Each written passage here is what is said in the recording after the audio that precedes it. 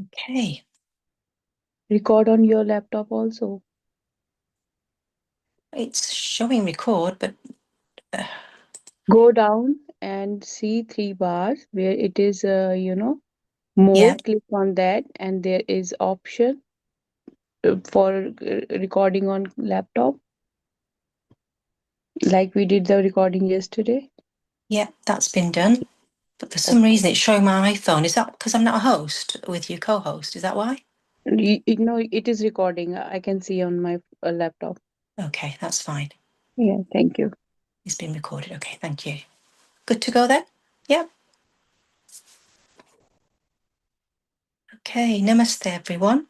Om Shri Guru Pyo Nama. Good evening and welcome to today's session. Heartfelt gratitude for you all joining us today. Today we're going to start the second chapter of the amazing book called The Compassionate Buddha by the very learned AnandMurti Guruma. After the reading, we'll do some reflection. Any questions? We'll have a bit of discussion and then we'll end today's session with a meditation. So, chapter 2, Night Lit by the Moon. The sage lives alone in the dense wilderness, surrounded by lush trees and chirping birds. His entire being is filled with bliss, not in any bondage, free, forever free, by Swami Ram Tirtha. A yogi, practitioner of yoga, is someone who is completely self-reliant and has reached the pinnacle of spiritual evolution through unshakable resolve and perseverance. It is these attributes that make someone a yogi. Swami Ram Tirtha, in his ode, has described the yogi living in the forest. He illustrates the yogi who is living alone in the wilderness. The picturesque surroundings, his body has become nothing but an abode of the Almighty, whose individual self has merged with the cosmic universal self. And the truth is, even if such a yogi moved to live in a concrete jungle, i.e. the hustling, bustling city, there would not be a slightest reduction in his state of bliss.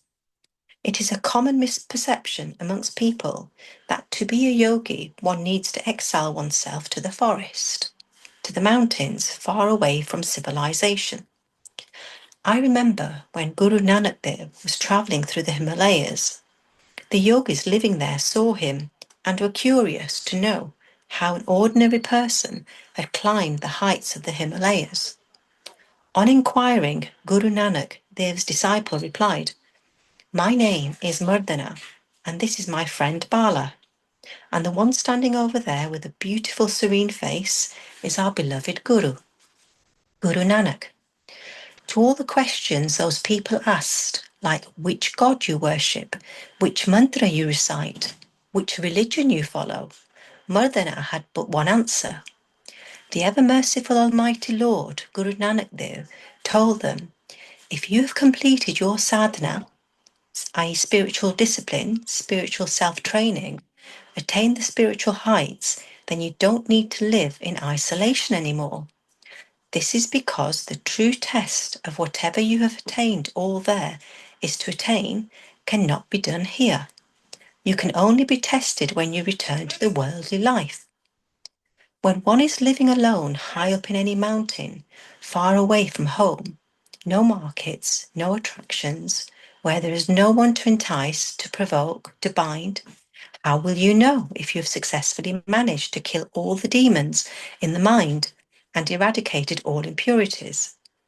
It is true that the quietude in the mountains, the lack of any distractions and disturbances, the cool and pleasant atmosphere in these secluded areas, the oxygen-rich air, no pollution, all these factors do aid in quietening the mind.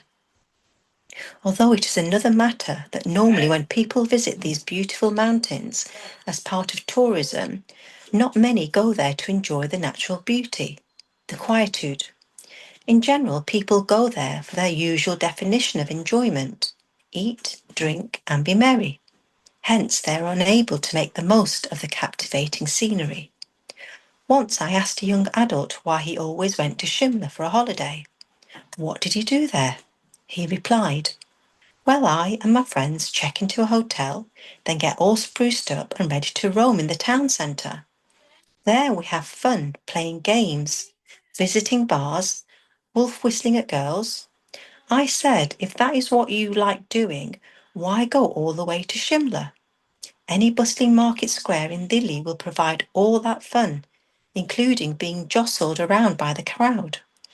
But this is what most people do even when they are in such scenic, panoramic surroundings. Even in such a serene ambience, they will seek out crowded places, play snooker, visit bars, have a party, play cards, and so on to squander their time. The beauty of the mountains can only be enjoyed by the one who appreciates the lush scenery, the quietude. I believe that the more a man is in natural surroundings in the mountains, in lush greenery, in pure air, the more he is closer to God. Living in cemented houses has solidified your heart as well as a result of no fresh air, no free space, garbage right outside the homes, smoke from the factories, and severe pollution. No wonder man's lifespan gets reduced by living in such an atmosphere, not to mention all the pollutants and carcinogens that lead to grave diseases, including cancers. It is easier for the mind to rise above its afflictions at heights in the mountains. Such ambience aids a seeker to delve deeper. Reverting back to the story of Guru Nanak Dev, he continued, if you have arrived at your destination, then what is the point in staying here? Go down amidst the common people and spread the good word to others. Give all that you have received. On the other hand, if you haven't received anything as yet, then all the more you shouldn't waste any more time here. Living in such a favourable environment is no guarantee that one will definitely become a yogi. For an accomplished yogi, it is immaterial where he or she lives. Their inner tranquility and poise is unshakable, irrespective of their surroundings and circumstances. For his entire life, Mystic Kabir lived in the bustling city of Varanasi, living and working in a very crowded part of the city, but all the while immersed in singing praises of the Lord. He was not perturbed at all by his surroundings. When one is the master of the mind, a bustling city is no different to an isolated forest. And when the unruly mind is your master, even a forest will fail to provide any quietude. Now I will take up your questions. Questionnaire. The entire ambience of the ashram is so beautiful, so very pleasing. I would like to know whether, just like birth and death, is the probability of occurrence of enlightenment also dependent on fate and previous karmas, accumulated fruits of past actions. I feel that spiritual inclination and spiritual pursuit are so varied in different people, some being completely uninterested in spirituality. The atmosphere in the ashram is indeed pleasing, with beautiful gardens, the lake. This certainly attracts people to visit the ashram.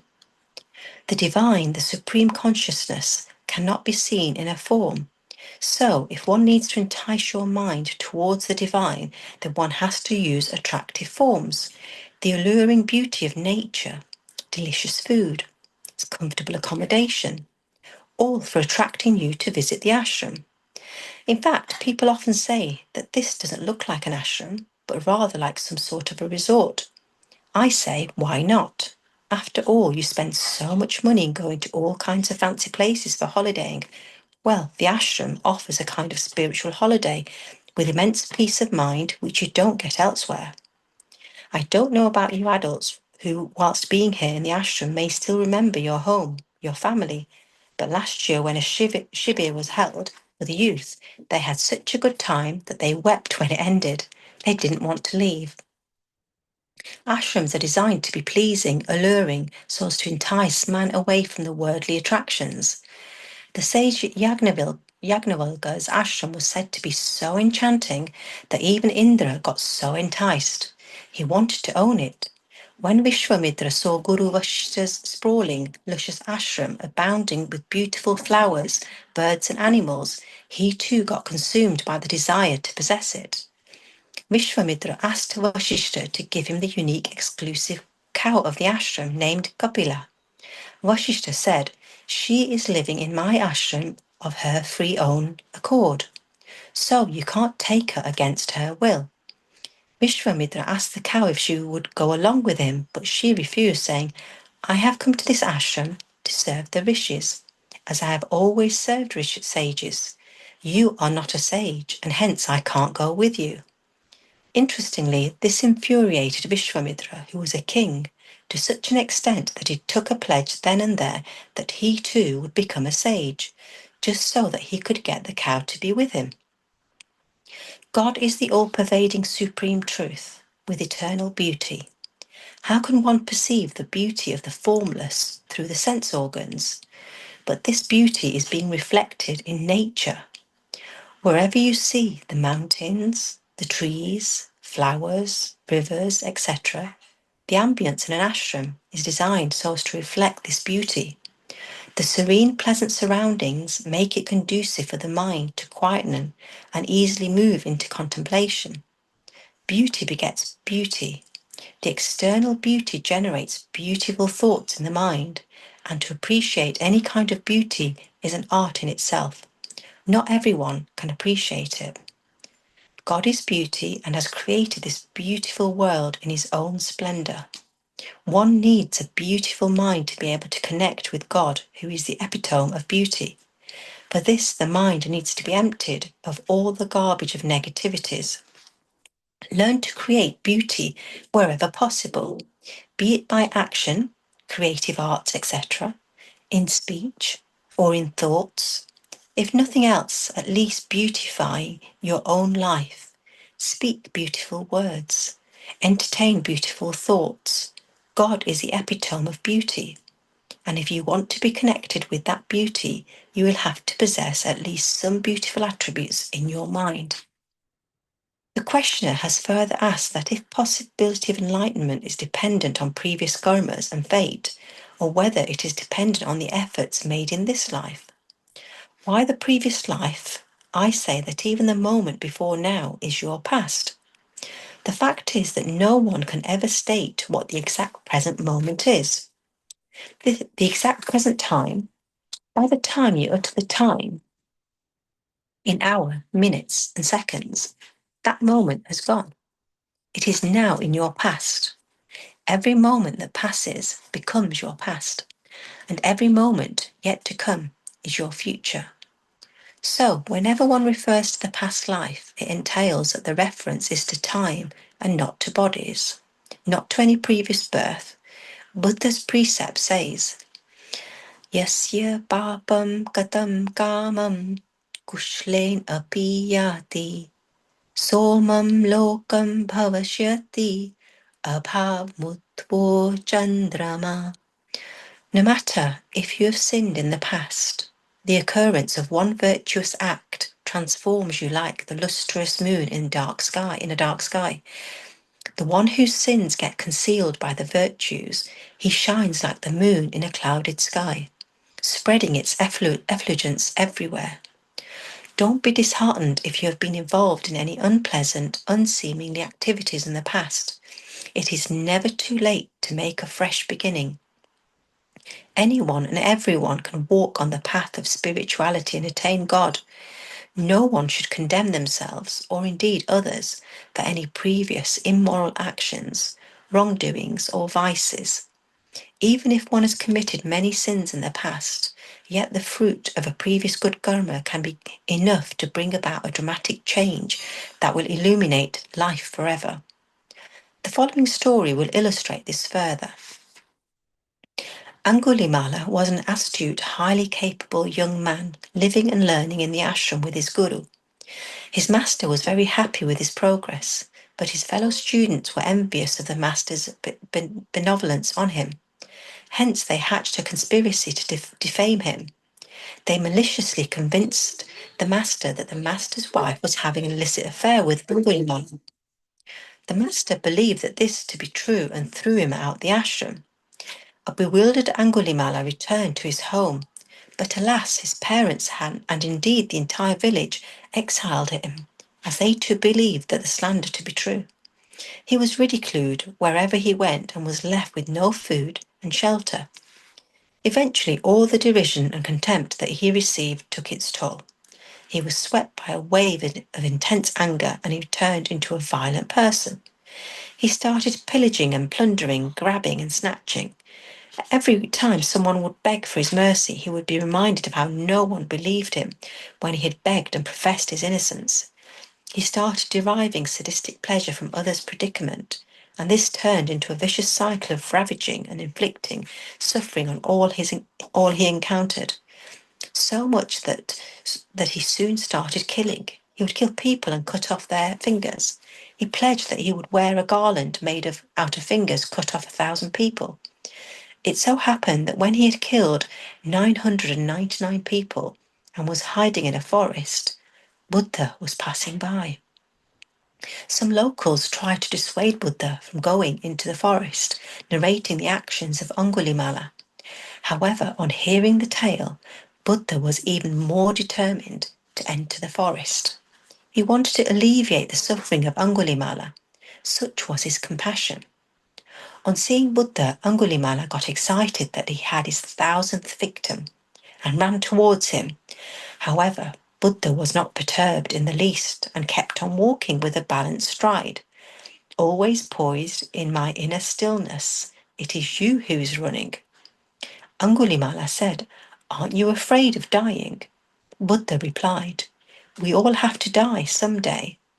If by killing me you are gaining something, go ahead. Sharpen your weapon. I am ready to die." Angulimala was taken aback. He had never met anyone like this before, who was so calm and composed in the face of imminent death. Buddha said, "Fulfill my last wish before you kill me. Cut off that branch of that tree and bring it to me." Angulimala huffed in anger and chopped off the said branch. Then Buddha said, "Now go and rejoin that branch back to the tree." This infuriated Angulimala immensely. He retorted, "Are you crazy? How can anyone reattach a branch that has been cut off?" Buddha replied serenely, "I am ready to die, but will you be able to give my life back to me after you've snatched it away? You never hesitated even for a second before killing all those people, but can you give them their lives back? What right do you have of taking lives when you are incapable of giving it back?" On listening to these words, Angulimala dropped the weapon and with intense remorse and fell at Buddha's feet. These words were like a soothing balm to his tortured soul. Buddha lovingly caressed his face and said, "My dear child, why are you torturing yourself? You have always had the capability of being a yogi. You are a remorseful and don't have to do anything else to redeem yourself." Buddha accepted him as his disciple and gave him a new name, Ahimsak, the non-violent one. After having stayed with Buddha for some years, one day Buddha sent him to a village to gather alms. The villagers recognized him as the killer who had slaughtered their relatives in a savage vengeance. They beat him up black and blue. This news reached Buddha, who came to see him. Buddha took his head in his lap and, lovingly caressing his face, asked him, "Dear child, how are you feeling? Having endured those grievous injuries, do you feel any resentment or anger?" He replied, "Master, I am in peace. I don't bear any grudge, vengeance, or anger. When I had killed their relatives, I was living in Brahmad, in ignorance. With your grace, I came out of this. However, these people are still living in Brahmad. All I have in my heart is an earnest prayer for these people, that they too receive your grace and experience this peace inside." Buddha further asked, These people have committed a sin by inflicting such distressing injuries on you. Shouldn't God punish them? He replied, If there is God, I pray that he forgive these people. They are living in ignorance and know not what they have done. May they be blessed with wisdom and enlightenment. And with these words, he passed away. Buddha's disciples were curious to know the fate of the soul of Angulimala, the non-violent one. They assumed that considering the heinous crimes he had committed, he would have been reborn as a lowly creature somewhere. To their amazement, Buddha replied, He has attained moksha, the ultimate liberation from the cycle of this samsara. The disciples were flabbergasted. How could he attain salvation despite such a blemished past?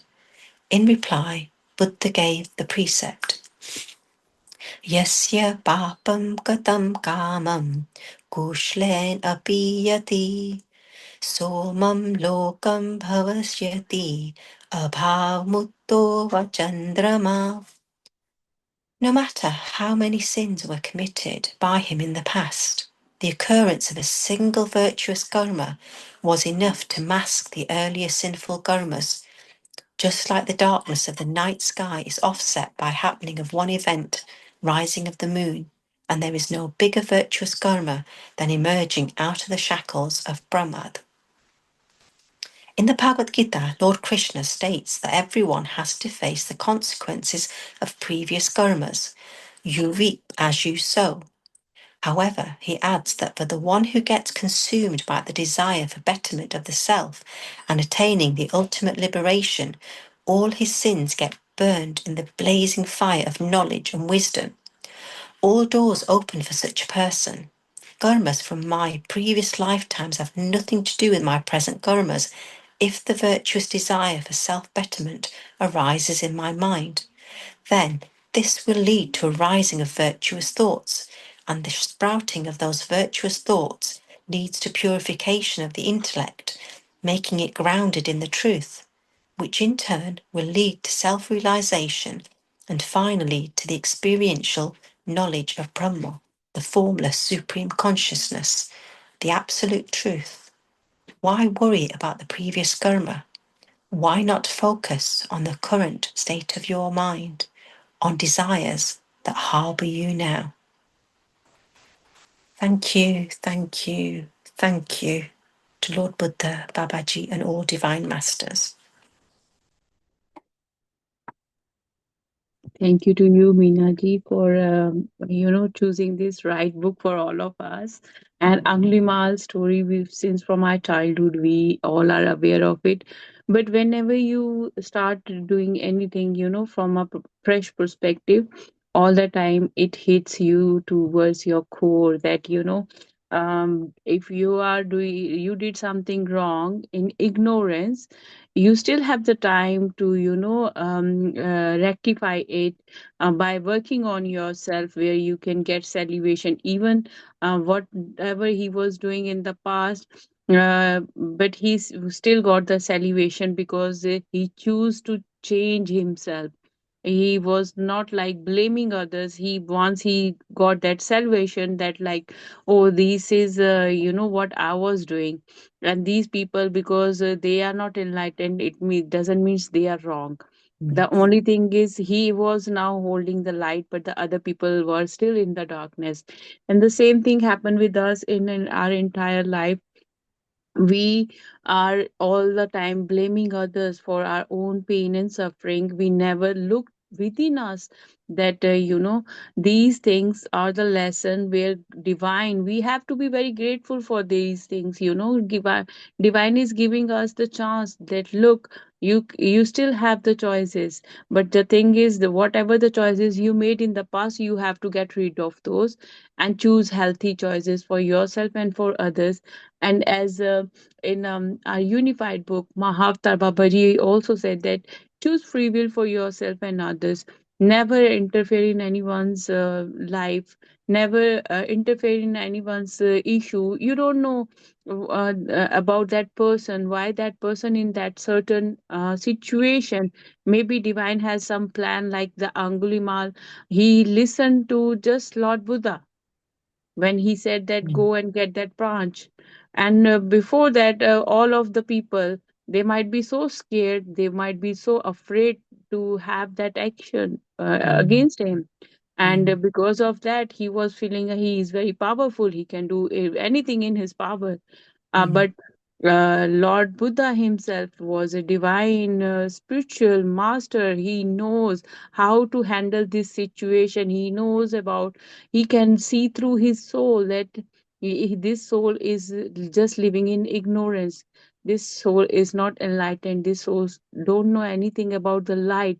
The suffering this soul have, it's this souls choose to make other people suffer, so that to take revenge, and by revenge this person will feel good about themselves. Mm. And this is the mistake we all do. So thanks to Guru Ma for sharing all these things. And the beautiful thing, whatever in the beginning you said about everything is our mindset. Right now we all are sitting at our own place, yeah, enjoying this Zoom session and this wonderful book. And on the same time, when we do meditation, we already created that energy within our home. It is not like I have to go to mountains and other places, like Guru Ma explained. Sometimes you are physically there, mentally you are somewhere else. Sometimes people are so much excited, oh, I will go there and I will do meditation. When I was in nature, and once you are in the nature, you are completely lost. Yeah, maybe weather means something happened with the weather or something else, right? Then you won't enjoy that moment, because you never learn to enjoy the moment where you are right now in this present moment. If I'm not happy with myself here, doesn't matter wherever I go. It's like the Angliman's previous life. I will go and whatever the scars I am holding, I will make scars on other people's life or other people's skin. But when I am in peace and harmony within myself, doesn't matter I'm at my home, at my work, or I'm at hilly area, a crowded area, I be in alignment with my soul path. And celebration, we all know that for that we all have to work on ourselves. Like no one is superior, we all are learning from each other. Be in surrender. Never think that you are going to defeat someone and then I win the battle. That way you are doing the same thing what Anglimal was doing before. Mm. Mm. So thank you so much, Meena ji. And anyone else want to share anything, please do unmute yourself. And this is our family session, a soul family. So please share your views. What are your thought about today's chapter? Thank you.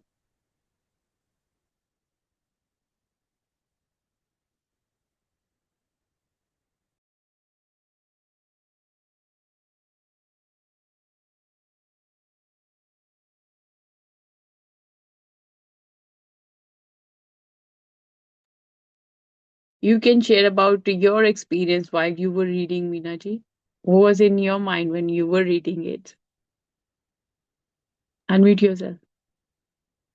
Um, to be honest, I think what you said yesterday about the calmness we feel, as I was saying what Lord Buddha was actually saying, I felt the peace within just by reading those words. Just shows how powerful the words actually are in this book. I almost felt as though, Buddha Bhagwan's telling me that this is what I should be doing, and he's giving that example of, that Anguli man, that no matter what your past is, no matter how bad you've been in previous births, the time before now, you can change. You've got the time now. Focus on the here and now and see the difference and the change.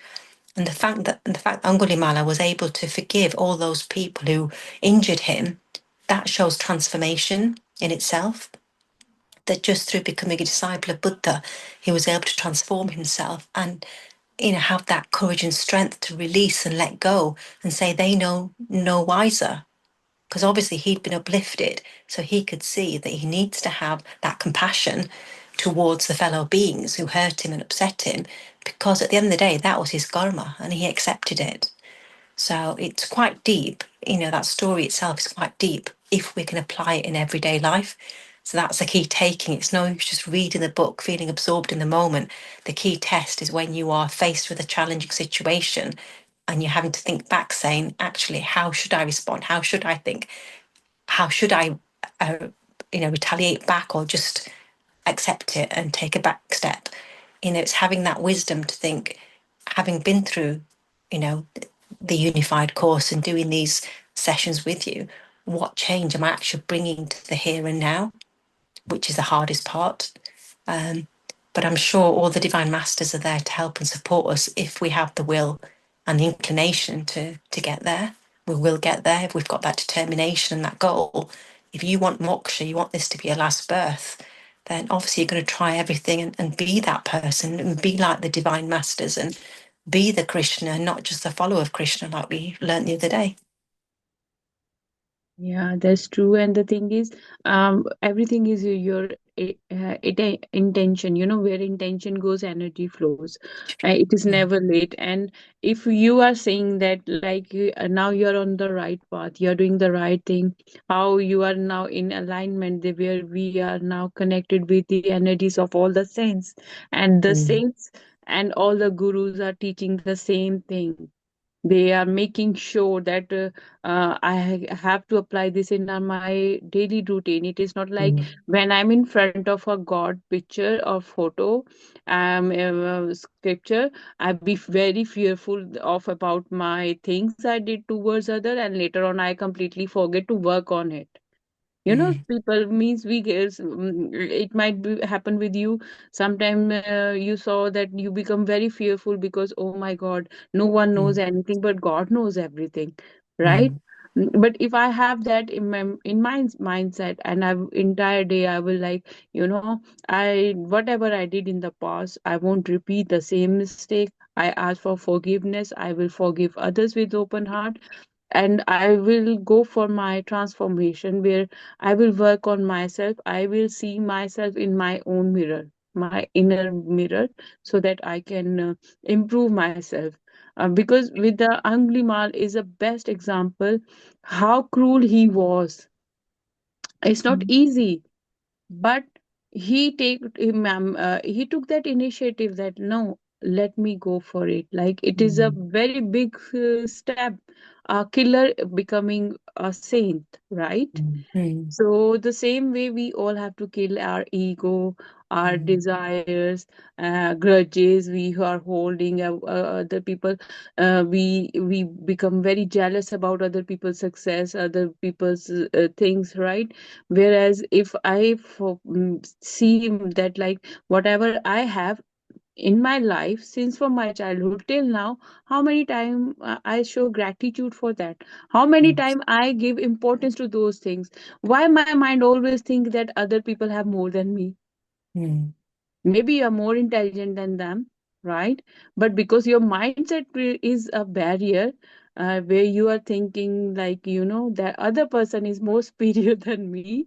And the same thing, Lord Buddha applied on Anglima, because he was thinking he is superior than others.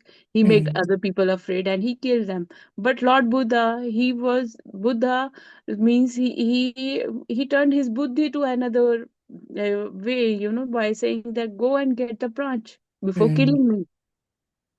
So how beautifully means he turned a devil into a saint. And mm, we all have those devils within us, but we mm, have to keep kill means focus on that, and we have to always think positive about ourselves and others. That is the great lesson we learned today. mm, mm. If anyone wants to share anything, you're more than welcome. Otherwise, we will go for the second half for meditation, if it is okay with all.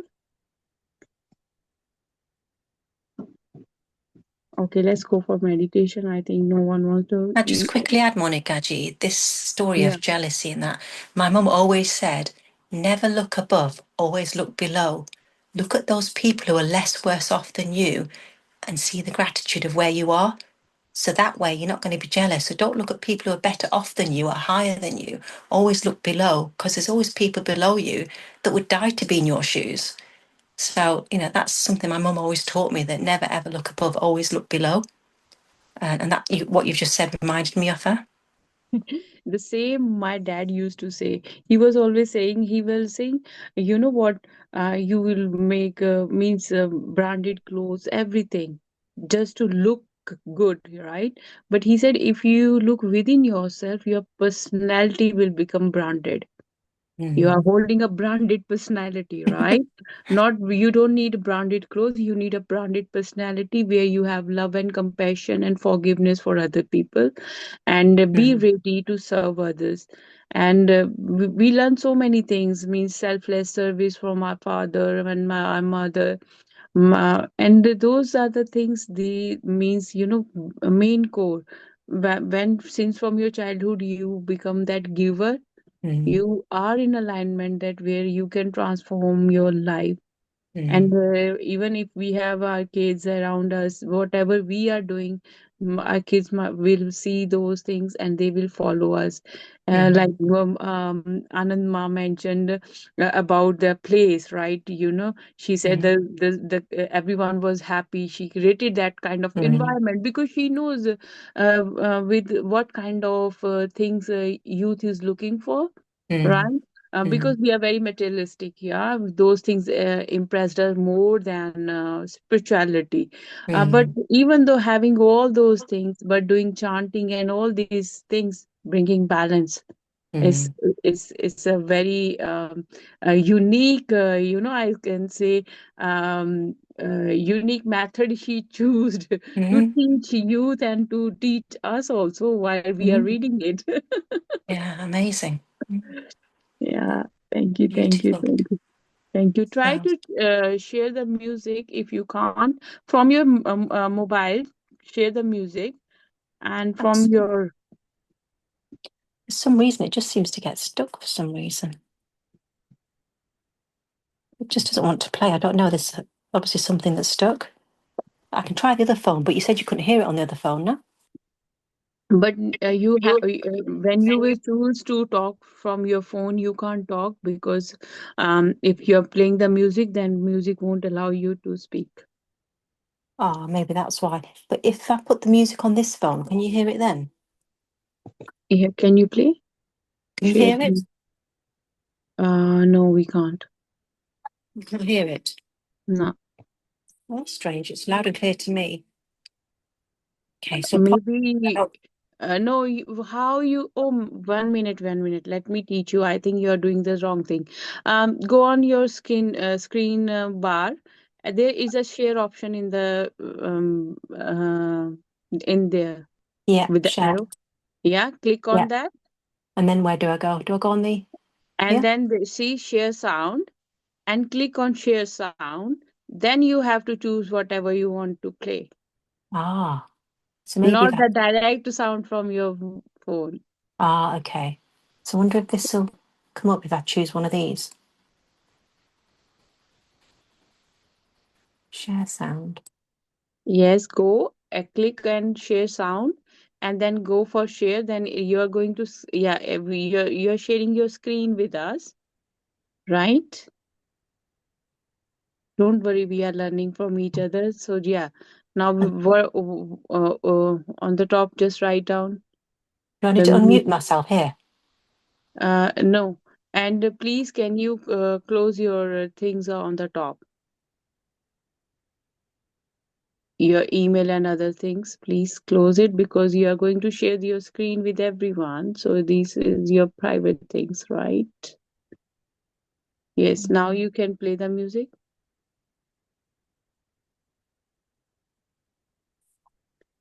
It's playing, but we can't hear it. No, sometime it takes some time. Oh, Don't sorry, worry. there's an advert now. How do I get rid of this advert? Uh, uh, uh, Go on backward button on the top, This or one? you can type. You can type again. What music? Yes, click on the music. Yep, right. Uh, yes. Yeah. Just play the music. You're not playing the music, right? Unmute it. I think your laptop or your phone volume is low. Check. We can't hear anything. Volume.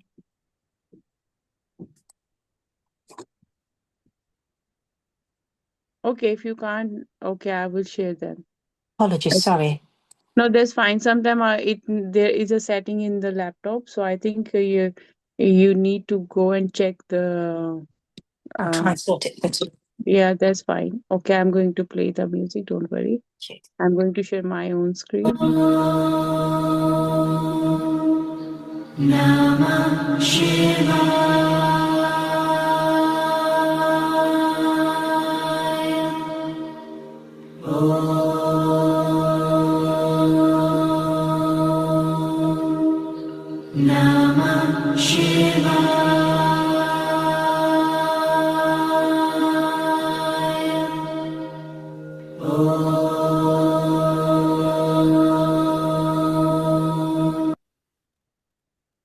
Okay, if there's one AI site builder you need to.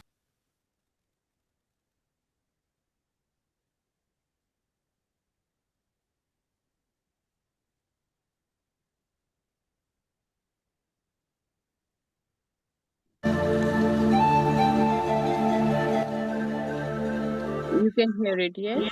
Yes. Yeah. Okay, thank you, Monikaji. It's okay. Okay, everyone sit in a comfortable posture with your back straight. Cross your legs. Clasp your fingers into fingers. Remove any glasses if you're wearing them. And gently close your eyes. We'll take 3 deep breaths. So take a nice deep breath through your nose. Expand your stomach. Hold the breath. Then out through your mouth. And again, nice deep breath. Hold. Out through your mouth. And again, a nice deep breath through your nose. Hold. And out through your mouth. Now gently focus on your thoughts.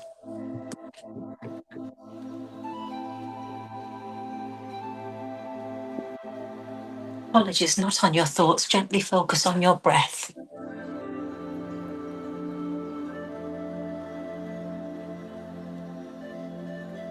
Feel super calm, relaxed, and also energized. Be in the here and now, and do not worry about the past or the future. Let go and feel the presence of the Divine Supreme Energy with us now.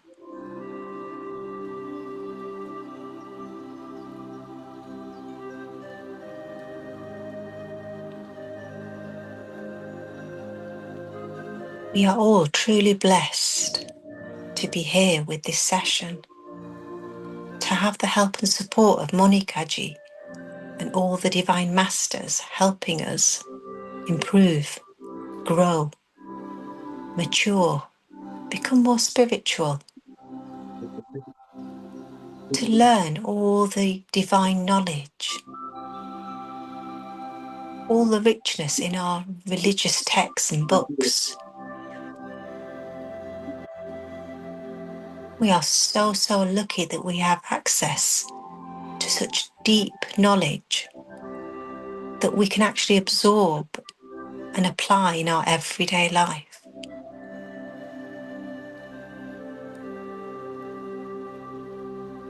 If we set our heart and mind on anything, everything is possible.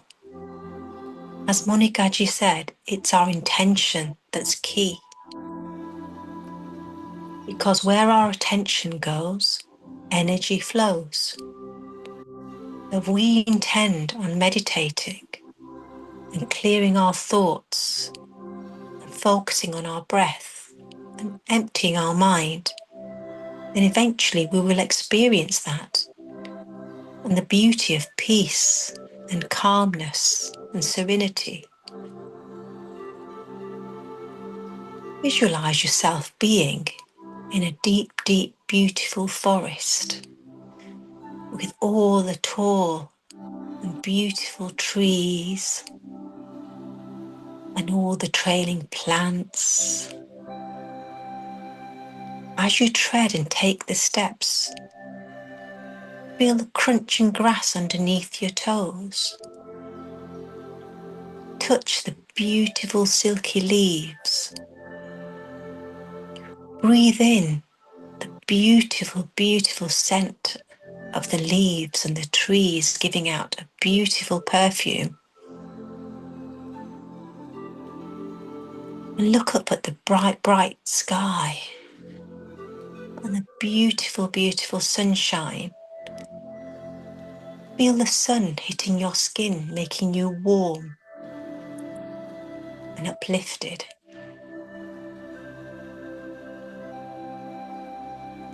Nearby, visualize a beautiful, beautiful waterfall. Listen to the falling drops of water and the lushing sound of the waves of the water.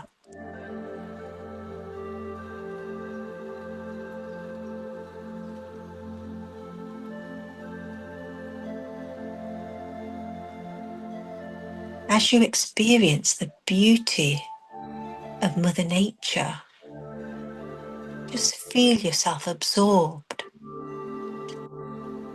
as you walk past and see the beauty of all the different flowers, the trailing plants, the beautiful stones that you pass. Mother Nature is truly, truly amazing, and we are so, so blessed and lucky that even near our homes we have greenery, we have trees, we have beautiful plants. We just need to open ourselves up to nature and feel the oneness, the calmness, the purity of being outside, taking in the natural cosmic energy that's there outside.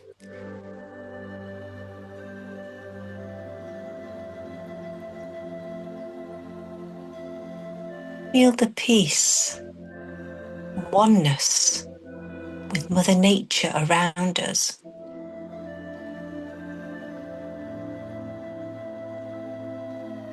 Now find a beautiful spot in this lovely, lovely, luscious green forest. Sit down in a comfortable posture and just watch the beauty around. All the beautiful, bright-coloured insects around us. Beautiful butterflies around us, flying around us, coming to say hello and welcoming us to this beautiful, beautiful forest. Hear the beauty of the birds chirping, as if they're serenading us and giving us a warm welcome to their home. Animals are so, so loving and accepting, and all birds are full of so much beauty.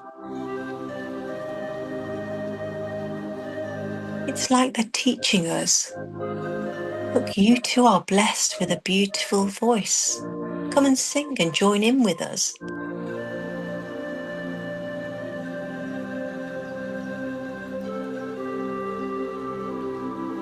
Just absorb yourself with everything around you, all the nature, all the beauty, and gently feel the wisp of the wind blowing around your face and moving your hair out of your face.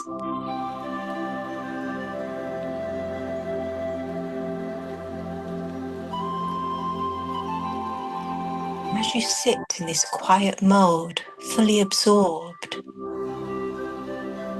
feel the sprinkle of the rain on your head, in your Sahasrara chakra, cooling you, showering you. This is the divine supreme being showering us with his divine grace in the form of the beautiful, beautiful rain.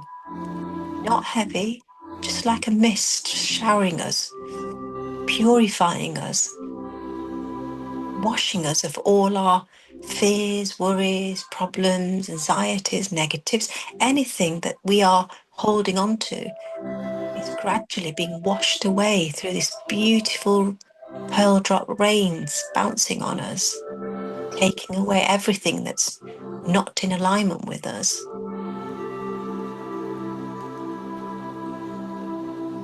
Feel absorbed in the moment. Feel cleansed and purified as we become one with nature, with all the birds and animals around us, all the beautiful trees swaying their beautiful branches as if they're dancing and rejoicing of us being in their company.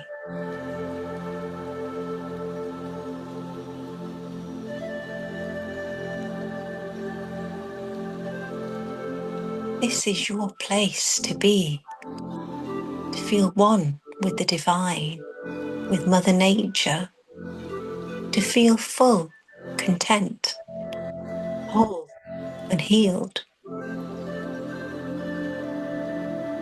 This is our true form. That's all that our soul truly desires, to be one in peace, calmness, happiness, joyfulness.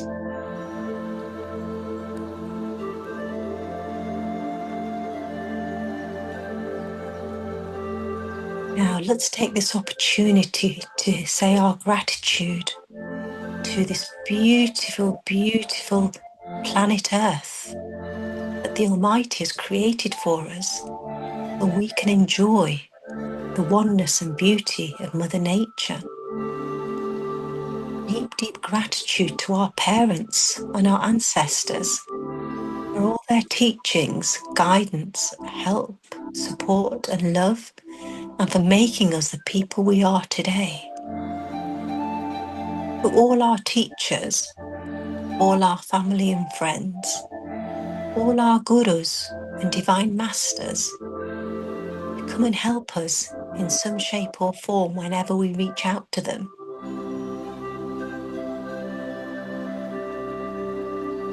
And let's give thanks for blessing us with this beautiful body that works like magic and clockwork, for our mind, our brain, for the ability to visualize and be in the forest whilst we're sitting at home. Let's give gratitude to technology, our beautiful laptops, phones, Zoom, to music, to sound. We have sound with us always, but have we ever took a step back and said, thank you for my hearing, my ability to hear, to see, to touch, to feel, to speak? Our body is truly a miracle in the making. We are so, so blessed in every way. And the more we appreciate, the more we receive. Deep, deep gratitude. Deep, deep gratitude to AnandMurti Ma for this amazing book and her teachings. Deep, deep gratitude to Lord Buddha for being the enlightened one and for making us follow his footsteps and be like him. Deep, deep gratitude to all our teachers, to all our masters who are always with us, helping us and supporting us in our everyday life's ups and downs. Deep, deep gratitude to you, dear masters, for kindly taking time out of your precious schedule to share your energies, your thoughts, your experiences, and to be with us on this divine journey of upliftment, enlightenment. Each day, In some shape or form, we're growing on the spiritual path.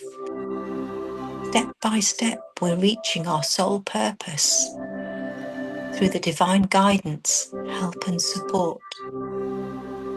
Each day, we're growing like a beautiful plant. Soon, we will be blooming like the beautiful, beautiful flowers that we see in God's garden. Now, with that thought of gratitude to all divine masters, to our Ishtadev, our gurus, all the Devi Devtas, divine beings, divine energies, all the angels, archangels, all the divine beings that are with us throughout the day, every day. Deep, deep gratitude for their blessings, help and support and their love, making us who we truly are.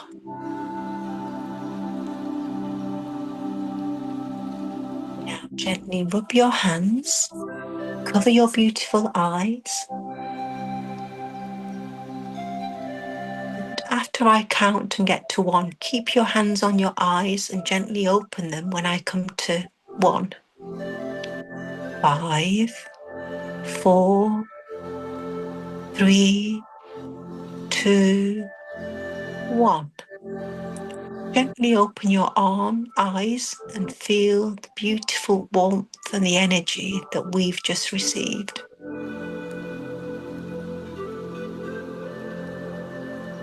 Take this energy all around your beautiful face, your beautiful head, your ears, your neck, your shoulders, arms, your chest, right down to your legs and anywhere that needs healing. And feel the healing and the warmth and the divine energy all around us.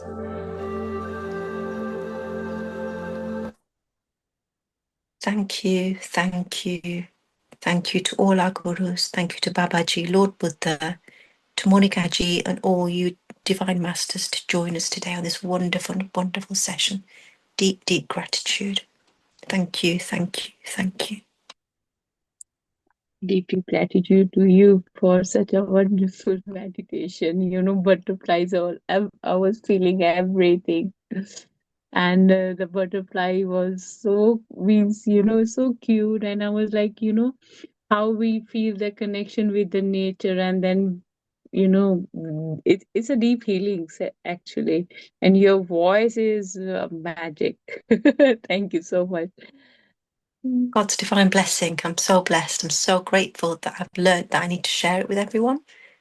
And this is a medium to be able to share that with everybody. So deep, deep gratitude. Thank you. And the message from Kalpana ji is also, she's saying thank you to you. So deep, deep gratitude. Anyone wants to share anything, is better, you know, to unmute yourself and use your throat chakra to express your emotions. Don't hold yourself back for saying anything, to appreciate other people, person, you know. And when we are open, our throat chakra is open, and yes, Champaji. Oh, so wonderful. Thank you for taking my request to do meditation afterwards, because I was just finishing off my meal and I was listening. And I sat up outside in the garden, sitting on the grass. I needed to be grounded, and it's so beautiful. And thank you for this platform. Thank you, Meena ji, Monica ji. My love to you. I feel more connected now, yesterday and today. Thank you. Thank you, Champaji. Thank you for kindly joining us as well and being outside and actually living the meditation. Yeah, it's so wonderful. No, I was told by my nutritionist that I need to be more grounded. So I said, okay. So it's so nice. Thank you. Thank you, thank you. Okay, if no one have anything to share, we'll meet tomorrow. Shall I wind up? I'll just share my beautiful flowers. Look how gorgeous these beautiful flowers are. So cute. and shining so brightly. Shining. And that's us. We're these brilliant shining flowers just waiting to bloom. And when the light, sunshine shines on them, they look absolutely amazing. Yes, from inside and outside, it is shining and brightly. Just like us all. Bless you. Thank you. Yes, thank you, thank you, thank you.